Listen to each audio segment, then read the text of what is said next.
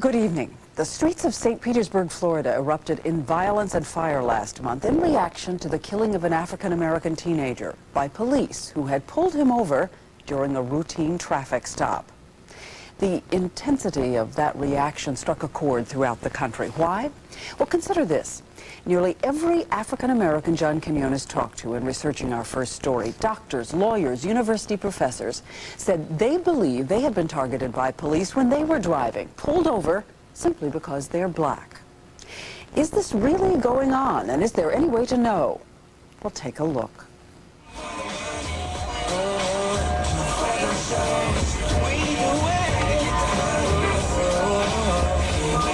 Young black men in an expensive car.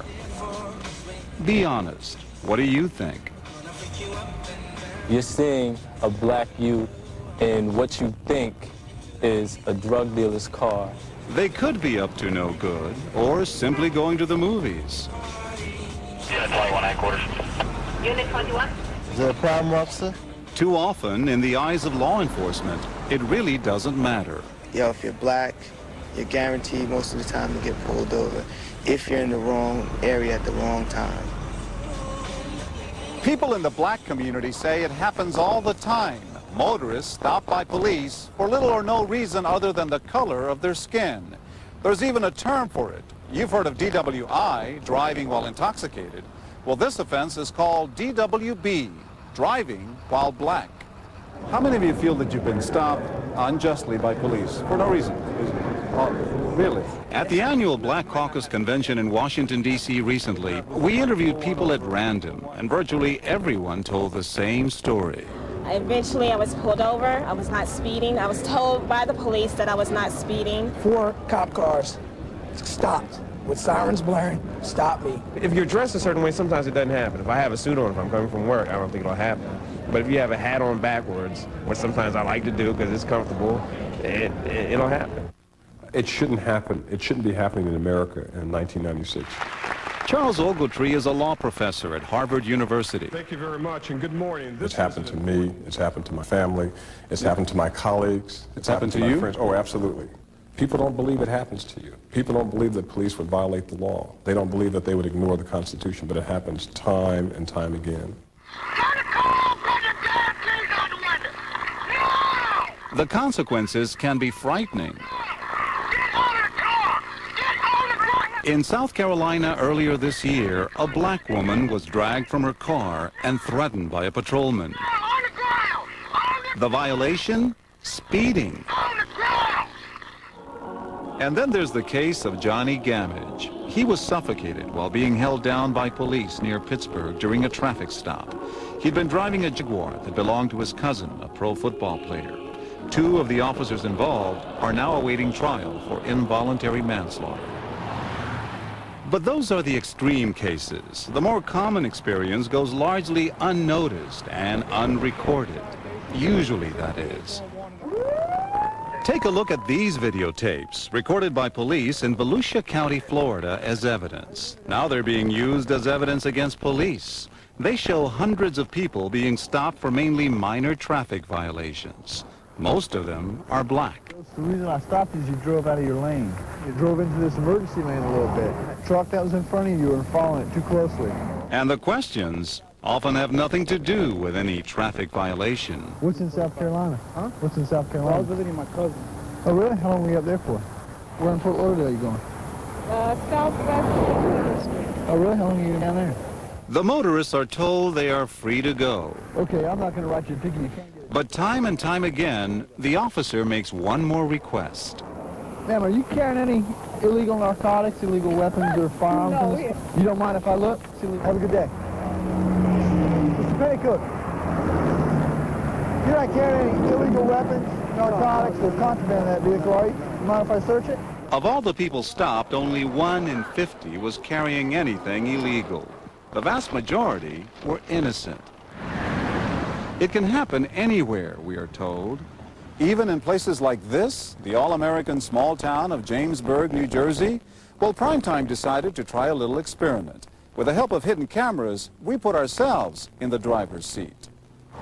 We installed the cameras inside this luxury car and asked the owner's son and two of his friends to take a drive through town. Ray is a student at New York University.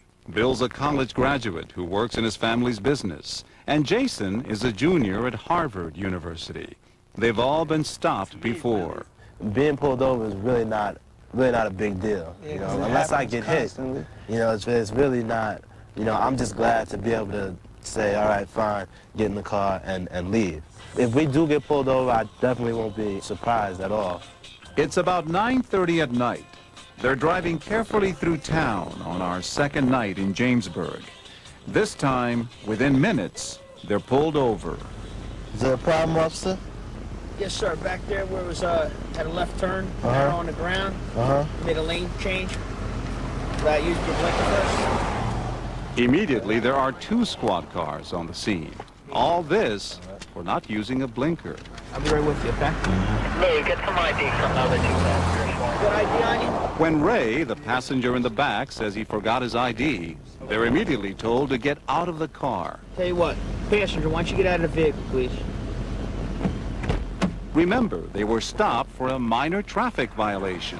But both Bill and Ray are separated, questioned, even frisked. So is Jason.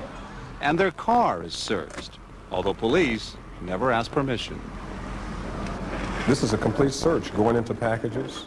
We showed our videotape to Professor Ogletree. That's a traffic violation. It's not a basis to do any of what he's doing. What it appears they're doing, says Ogletree, is conducting an illegal search. Our cameras capture the officer's suspicions when they find a cosmetics case in the back seat. Probably dope. Probably dope. Oh, boy. Why would he say that? Hunch? Evidence? Because they're black men, probably in a late model car, at night, and that's all he needs. The rest he can fill in the blanks. It's sad. It's called profiling. Victor Knowles, chief of police in Jamesburg. That's the law enforcement term. It's profiling. Does it go on? It goes on every day, every night, in every town, everywhere in the United States. Do you agree with the profiling? No, I don't. I don't. In Jamesburg, 3 young black men in a Mercedes. Suspicious? No. Why? Why would it be suspicious? But then we showed the chief what we saw in his own town. Rear seat passenger, slide across the back seat, come over on my side, okay? Right. I personally didn't see anything wrong with that, okay? The search was incidental to the individual officer's protection. It didn't appear to me that they went into any areas that they shouldn't have gone. That search was constitutionally okay? I got that impression, yes. Should they ask permission? Well, it's a good point. I think it could be borderline. And then there's the reason used to pull them over, not using the blinker to change lanes. It may be innocuous or minor, but it gives the officer the probable cause. But was it the real reason? On another night, we watched this same intersection for 3 hours and couldn't help but notice that hardly anyone used their blinker. We counted 260 cars at that intersection, and of those, 223 also failed to turn on their blinkers, including 4 police squad cars, by the way. That's not unusual. And they weren't pulled over. Okay. I don't have an answer for you. You know, I mean, maybe there's a possibility that this fit the criteria of profiling.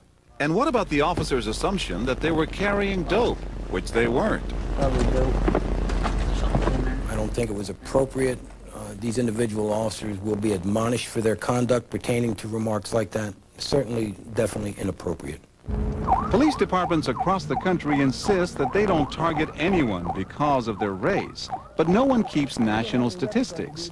The only figures available are from places where lawsuits have been filed. In Volusia County, Florida, those videotapes show that 62% of the drivers stopped were black. In southern New Jersey, 42%. And in northern Maryland, 72% of those stopped and searched on I-95 were black. Remember, only about 12% of the population is black. But what about those other statistics?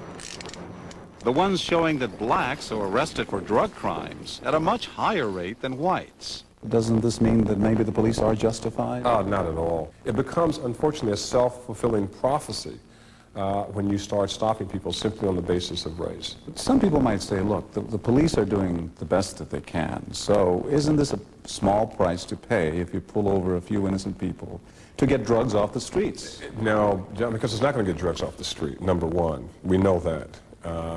And it's not a small price to pay for my dignity and my respect and my self-esteem. As for the 3 young men in our undercover investigation, they were released after 20 minutes of questioning. No ticket, no warning. Any apology for these guys? Police officers don't apologize for doing their job. Alpha Bravo uniform 6573. This is what they get paid for. BFD. Legal experts say increasingly courts are giving police the benefit of the doubt when it comes to traffic stops. In Florida, a judge has dismissed a case against Volusia County Police for lack of evidence. It's now under appeal. And many African Americans say they develop counter strategies to what they feel are widespread police attitudes. For example, driving only the most conservative cars. We know one mother of a teenager who will only allow her son to drive a pale blue Volvo station wagon with a baby seat in the back as a prop.